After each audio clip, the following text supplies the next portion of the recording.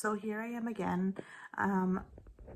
I was a qualified candidate to get the Inspire inserted, and don't quote me, but I believe that I was the first person in the state of Wisconsin to actually get this device inserted by Dr. Subarayan, who had studied under somebody in, I believe, Colorado, and he had inputted many devices, so I was comfortable with the procedure and moving forward. The first step of the procedure was actually going through let's see, they put a tube down my throat, and they were looking to see what my anatomy was to make sure that I would be a good candidate for the Inspire, because the Inspire does not work for everybody. And what the Inspire is a machine. I describe it as like a small pacemaker. It's put inside of you, same as a pacemaker, and it is connected to the back of your tongue or behind your throat, and provides relief in that sense. So at night when you go to bed, you turn the device on by a remote control. There's nothing else you have to do, and it gives off these vibration sensations to your tongue and essentially tells your tongue that it shouldn't collapse on the back of your throat, causing you to lose your breath or not breathe or stop breathing. And that's exactly what the sleep apnea is, for those that are familiar with it. So went through the surgery, or not the surgery, where he put the tube, endoscopy, where he put the tube down my throat, looked at my anatomy, and determined that I was a good candidate for the Inspire. It had not yet been approved in Wisconsin, so the next step was getting it approved by the medical boards and then actually ordering the device.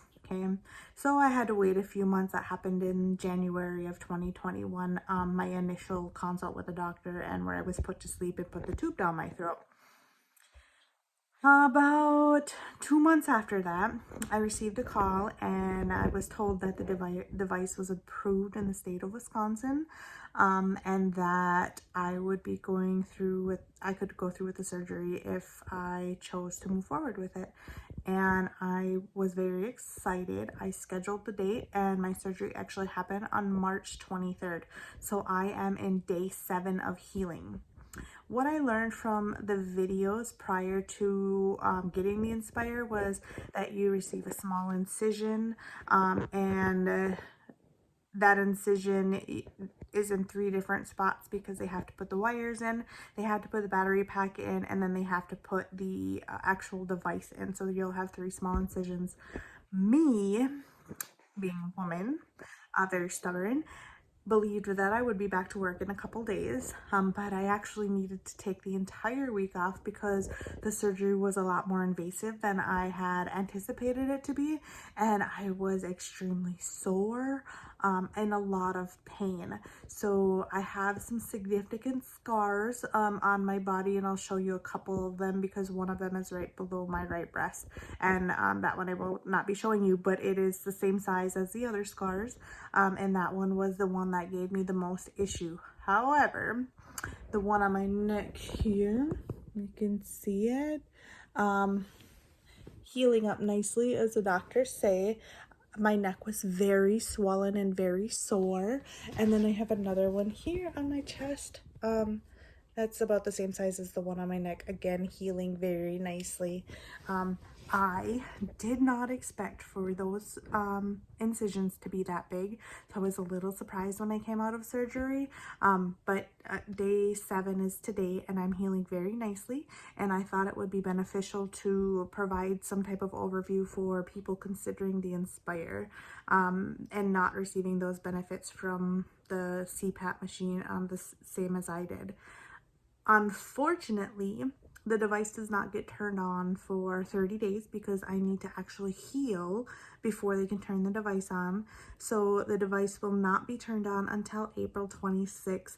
And then at that time, I'll post another update, probably about a weekend, just to kind of give the difference of, how I feel. If I'm tired in the morning, you can clearly see I don't have makeup on. I have bags under my eyes. I can go to bed at 8:30 at night and wake up at 7 o'clock in the morning and feel like I have not slept a wink.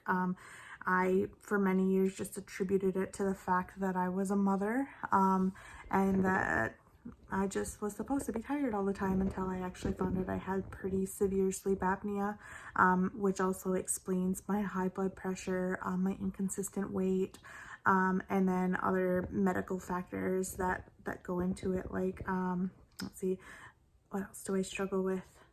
Anxiety. I have a lot of anxiety, and a really high pulse rate that we couldn't figure out why my pulse rate was so high. So some other things that are effects of the sleep apnea from what I understand.